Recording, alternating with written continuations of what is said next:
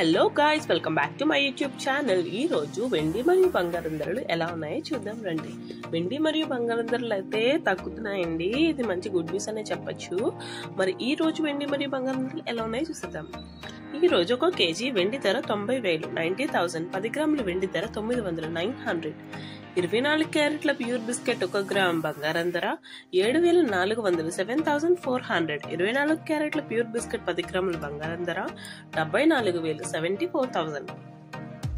22 క్యారెట్ల 1 గ్రామ్ బంగారం ధర 6,760 రూపాయలు 6,760 రూపీస్.